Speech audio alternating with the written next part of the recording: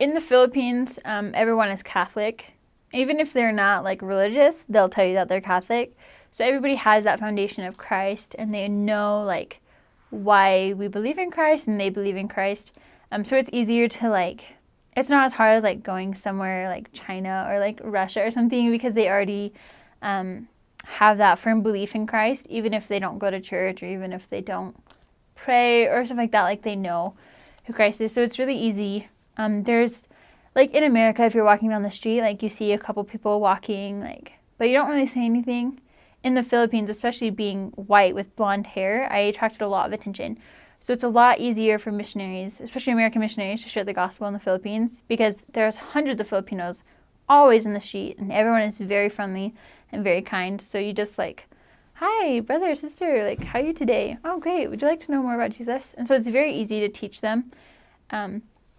And it's very easy to get them to convert to the gospel, because their hearts are so pure and they're so invested in serving Christ. And so actually the Philippines Bacolod mission was the top baptizing in the world while I was there.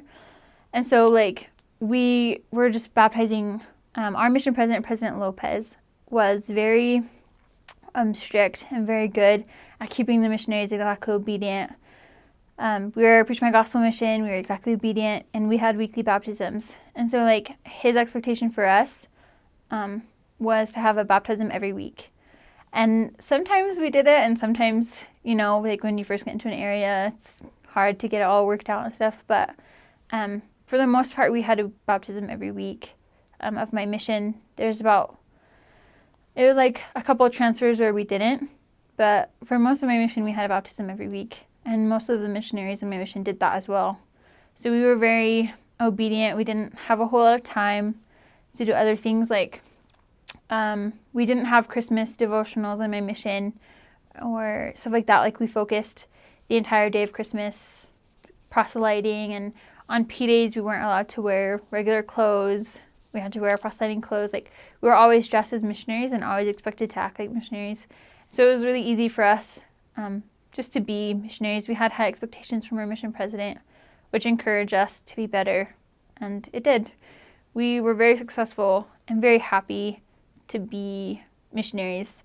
I mean, sometimes it was hard and sometimes we got discouraged, but for the most part, the Philippines is not easy. Like, my mission was not easy, but it's easier than some other missions just because the people of the Philippines are very kind and very open, and they love to talk. And so talking about Christ with them was also easy because the Filipinos have a lot of faith. And so we just have to help them place it in the right thing and like help them redevote their lives and stuff. There was lots of experiences on my mission where we had very devoted Filipinos, and they were very devoted to Christ, but with just teaching them a couple of lessons, they could already feel the Spirit like so strong.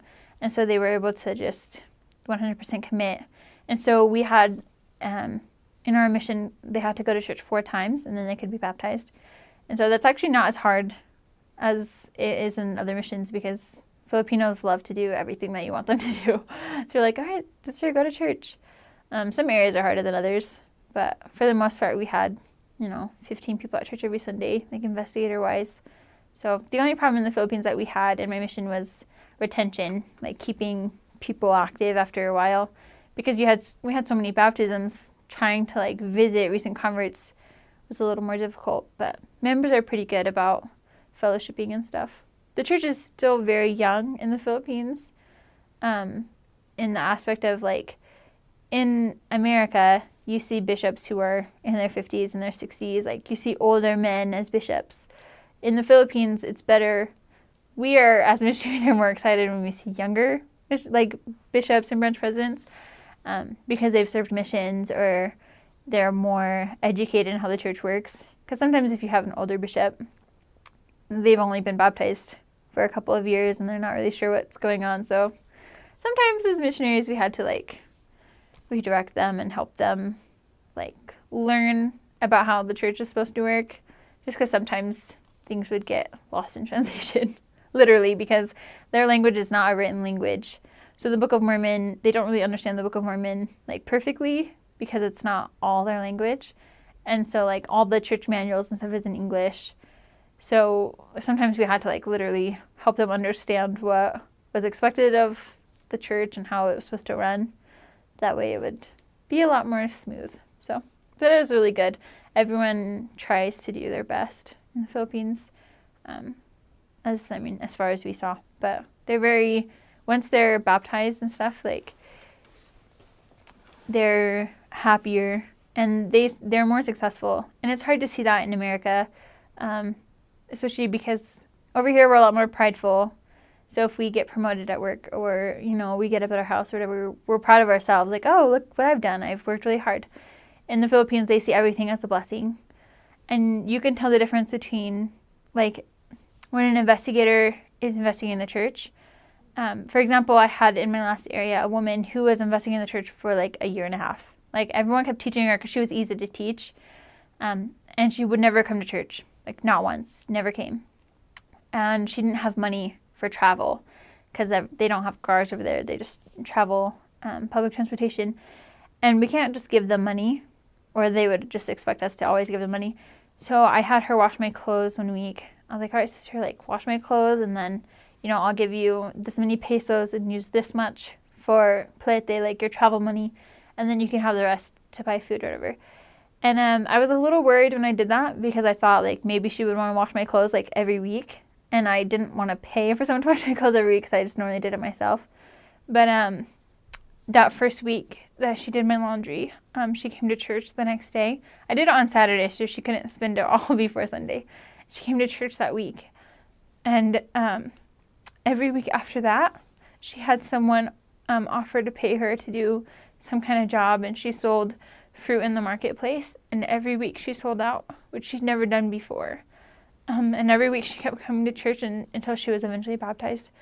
And it's little things like that, like, that we don't necessarily see sometimes because we're thinking that we've done a better job. Like, oh, I'm just doing better. Or, like, things are just happening. It's good. But as a missionary, you see, like, how those are little miracles. Like, her fruit was never, like, really good quality. And that's why she never sold out. But she always did after she started going to church. So, like, we see blessings, like the little blessings that turn into big blessings after someone does something as little as just going to church on Sunday. So I would write in my journal every day, for sure, if I redid my mission.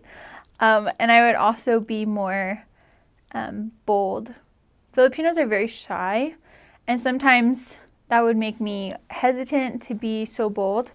But I remember a couple of times where I was bold with someone, and I was just like, brother, like, do you want to see your family again when you die? Yes, sister. Okay, then you can't because you're drinking and you're not keeping your covenants. Like, you're not going to be with them again. Does that make you happy? No, sister. Okay, then. Are you going to go to church on Sunday? Yes, sister. And, like, he came to church that week. And it was, like, it was weird because Filipinos don't always react like that if you're bold with them. But the times that I was bold, they reacted. I was bold with the Spirit, I should say, because sometimes being bold in an inappropriate situation is not good. Like, you have to follow the Spirit. But sometimes I ignored the Spirit a little when he encouraged me to be bold because I was worried about offending them or saying something I shouldn't. But I wish I had been a little more bold with certain people.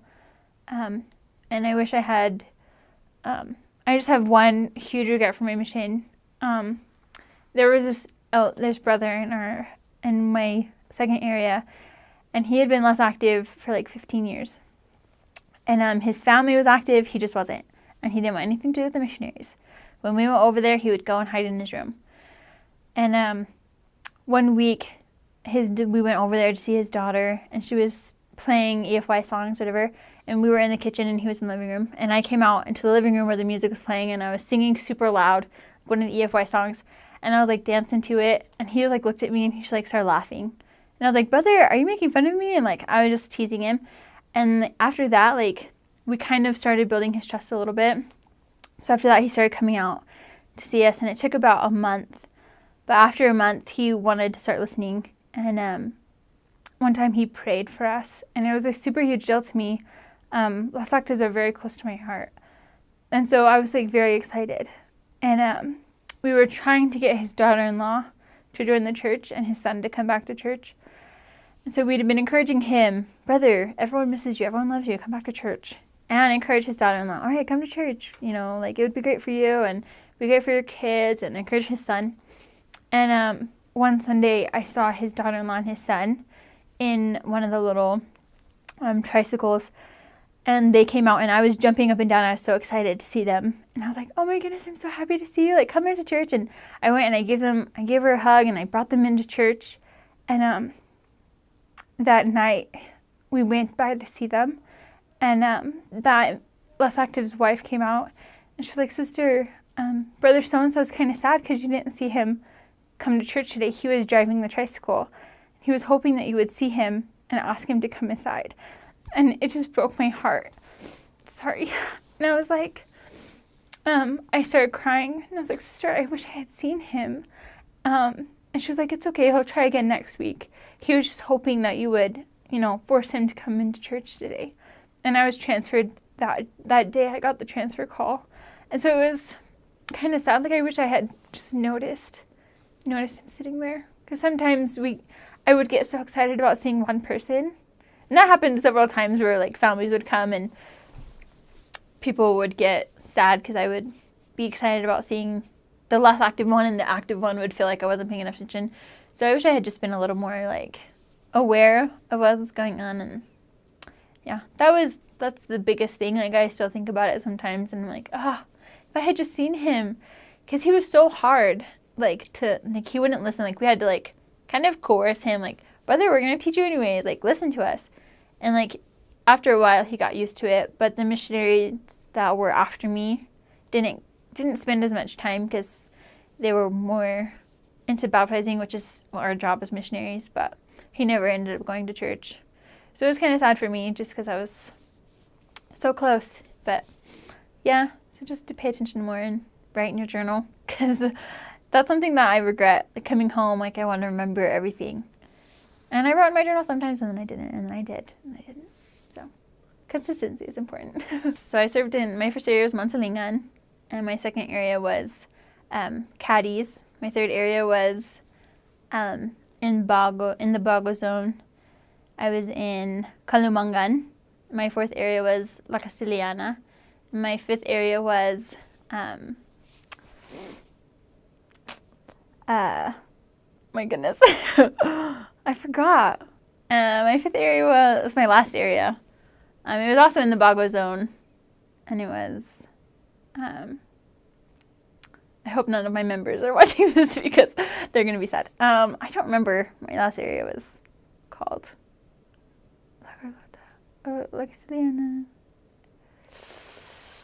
I don't remember. The names are so weird. Nah, I don't remember. I'll remember it as soon as I'm done with this question. Gonna remember it. Yeah, I served in 5 areas and had 9 companions.